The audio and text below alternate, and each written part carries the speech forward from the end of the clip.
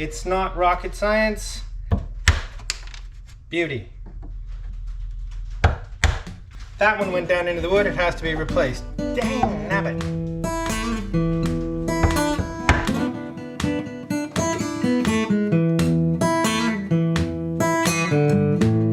And welcome back to the shed and MV Zephyrus for her final week here in the shed.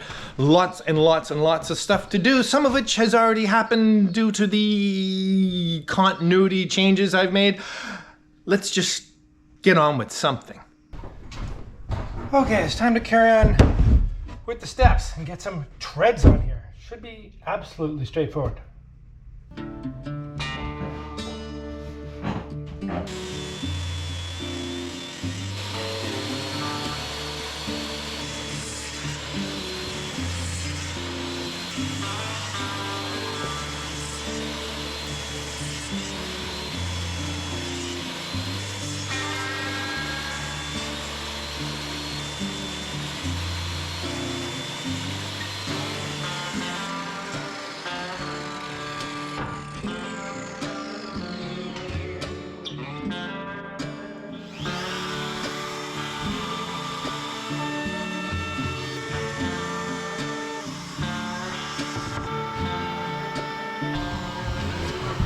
Okay.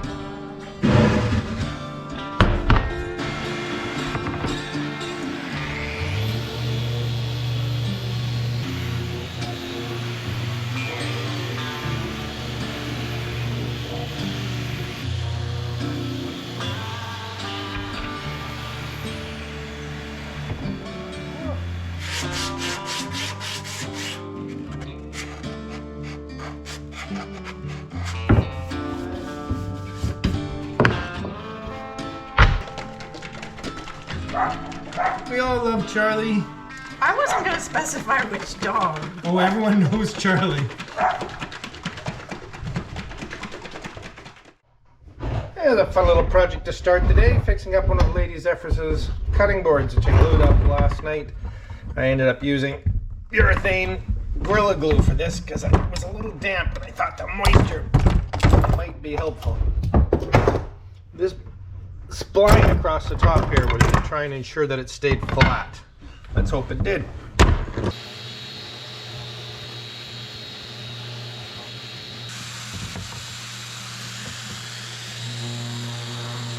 And as my favorite tung oil is perfectly food safe, it's a perfect candidate for this. Alright then. Let's put some of these stairs together. I'm getting ahead of myself. First thing is the pleasant job of cutting these piano hinges.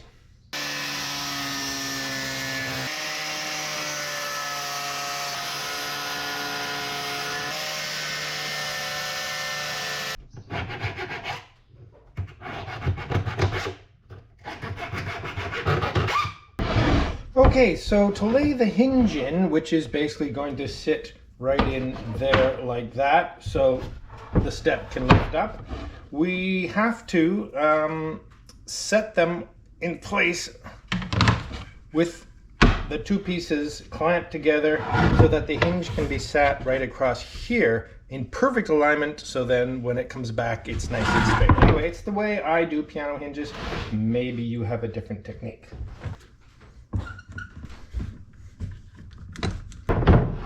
Okay, so perfect alignment is absolutely necessary to make sure that this is happy. And left-right alignment is critical, but the alignment this way is very, very critical. It has to be absolutely dead center for this little game to work properly. So what I like to do is put in the minimum number of screws and then test it, and then see how we go from there. Again, using the self-centering drill bit. I'm sure most of you have seen this about 1,000 times.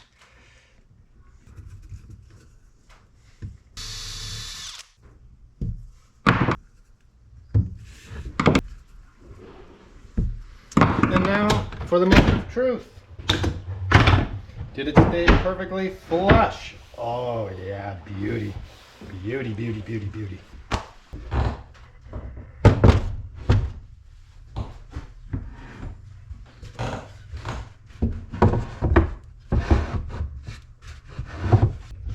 Okay, got to drill a bunch of counterbores along the back here, and got to come up with a pleasing rhythm. 27 inches, 24. If I take off an inch each side, 25. No, inch and a half plus 8.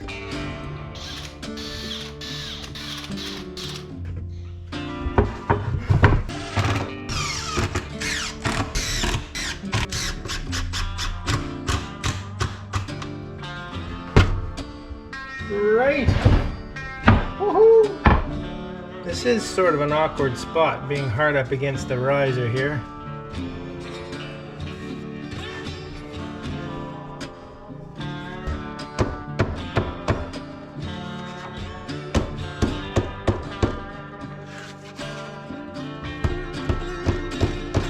Alright, and so the upper step can actually be done in place, which is handy. The upper tread in both cases is going to hang over by 3/4 of an inch.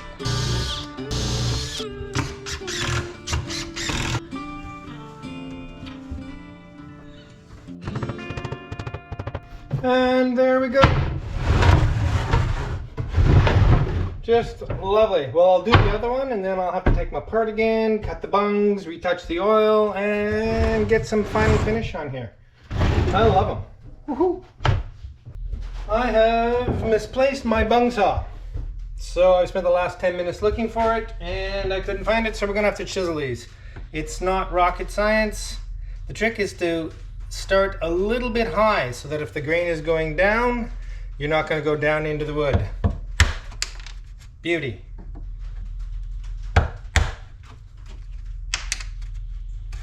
That one went down into the wood, it has to be replaced. Dang nabbit. Beauty. Beauty. Those are all okay.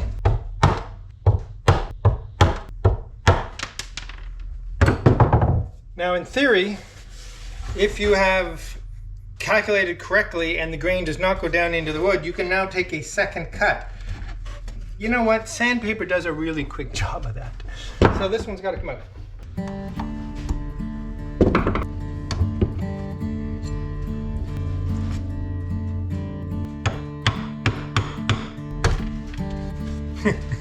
I aired a bit high. I think I can do better than that.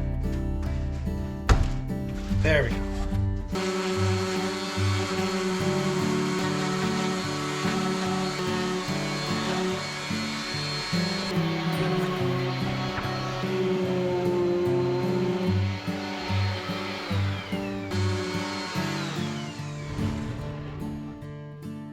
Okay, you know, a much better tool for this particular trick is a cabinet scraper, which is a very thin piece of sheet metal that's kind of hardened, and it's steel. You're supposed to use it to do very fine scraping work, which is not what I actually use it for. I sometimes use it to remove glue or to do things like this. I just don't seem to have one right now. Time for a trip to Lee Valley. Okay, let's tidy these up. And back to oil. Well, that may not look like a perfect match now, but that is the beauty of what oil does. It's not very dark when it first goes on, and then it'll even out to perfectly dark.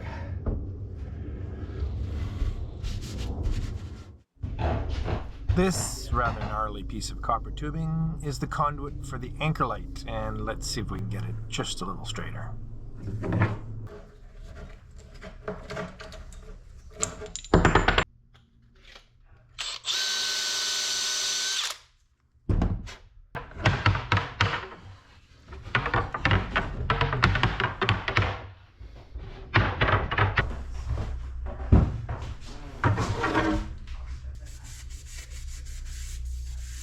So with the tube pretty much prepped, now I gotta move on to all the little clips that held it onto the mast.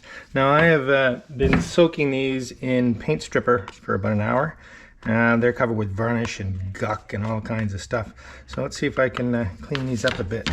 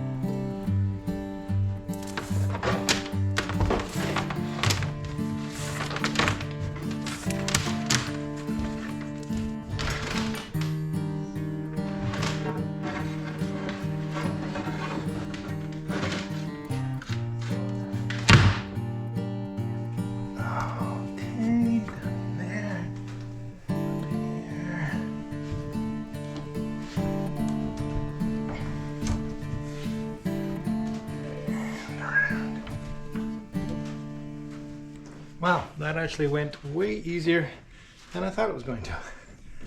Whew. And on with the teeny tiny clips.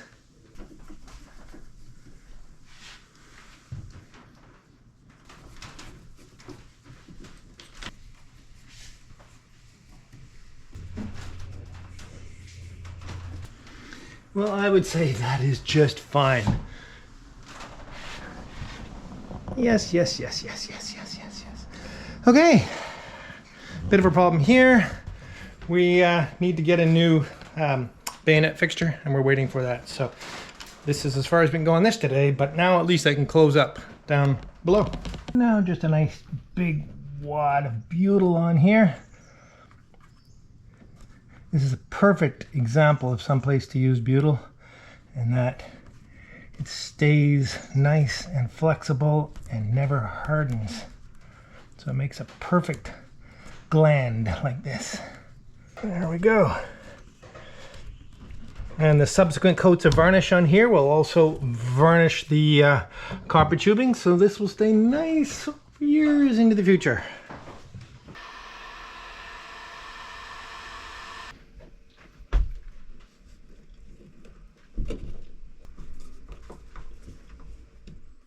And so while we're varithaning, let's get some onto these steps, which have had oil on them since yesterday, so they're fine to go.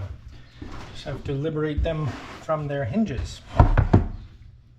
And remember which hinges go where.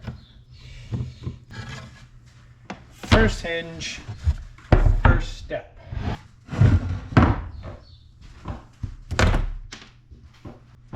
Okay, as these are the tops, we're going to do the bottoms first, trying not to throw off the order.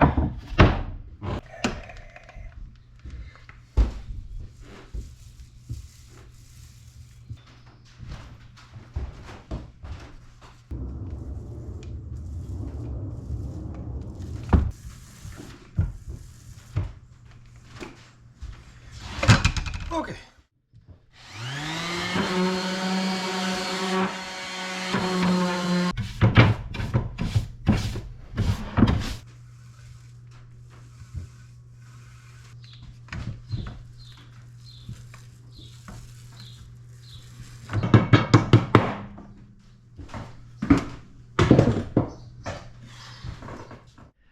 And just like that, we have Zephyrus back in the shed, and that's to conclude some final stuff. Namely, Lady Zephyrus is working on the bow. That's why the boat is in bow end first for the next week or so while I am away in Nova Scotia. More on that later. Okay, while it's here, I'm also going to finish up the steps. Finally. Okay, back aboard Zephyrus, and the steps are in, but not quite finished. As you can see, the little extra bits of riser and tread on the side are still not in place, which is what we're going to do today. But boy, these are nice, very nice. Okay, let's see what we can do about that. All right then, so what I needed was some wide treads, and I didn't have any material wide enough to make the little edge treads because they're quite long, so I had to glue them up last night, but I think we'll be able to make that look just fine.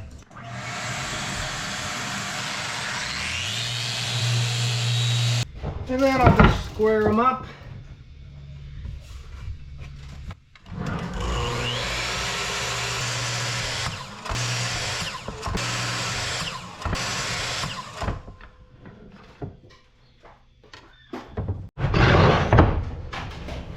Now to route the nosing in. Let's put it on this side that's all original wood. It's getting hard to tell. This side.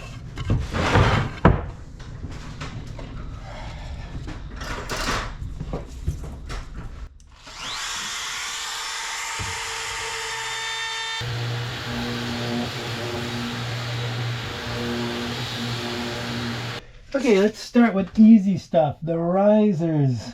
1.25 inches. 8.5. 1.25 inches by 8.5. Let's make some of those.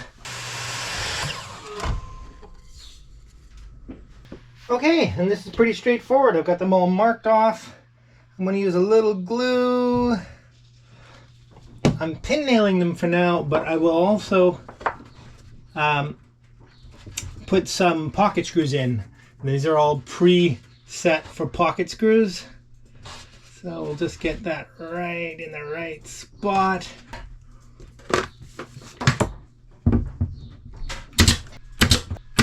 This one has a little notch out of it to go around the baseboard here.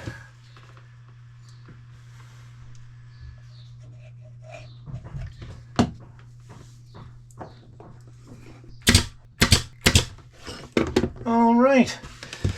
And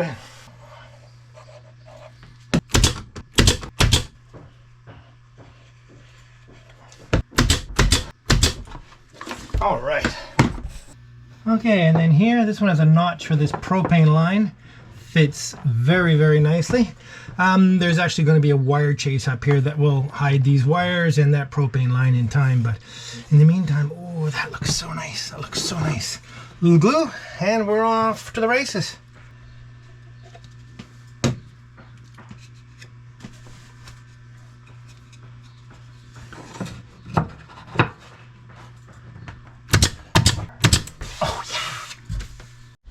And this is also a tricky fit, but nicely done in there. Okay.